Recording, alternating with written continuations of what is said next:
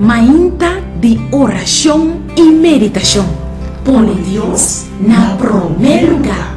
Junto com Family Doran.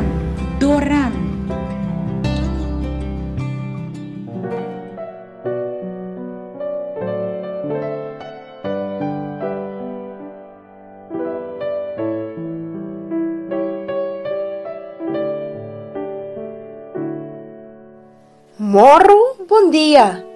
Awe mainta, é texto de meditação.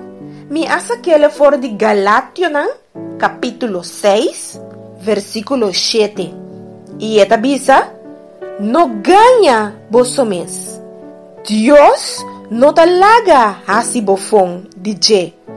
Pa sombra, lo que un gente sembra, es aquí el lo cosecha.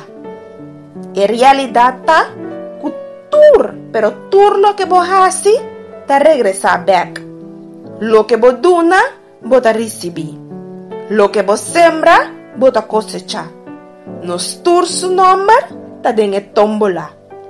Awe bote y mi rumán, pero vos no sabe mañana. Vos no sabe qué día, vos número ta hunga. Pensei, por cada día, de viva na paz con otro. Perdona otro. La rabia, orgullo, venganza y odio cae y comienza, estima otro y busca a Dios de nos vida para nos por alcanzar el reino del cielo.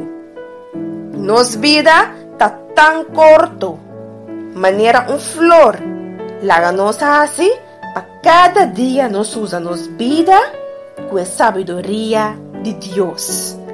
Lagabo oração ta awe mi rumang.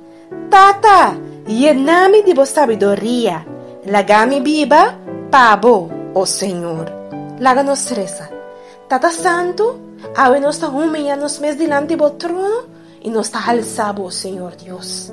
Tata Santo, permiti, Tata, para nós por compreender, Senhor Deus, que nós temos ter de vos sabiduría. Llena-nos, oh Tata, de vos sabiduría, oh Senhor Deus. E laga para sempre, Senhor Deus, nos por viva para agradabo e alababo e glorificabo. E laga nos corda sempre, com lo que nos planta, nos ta cosecha.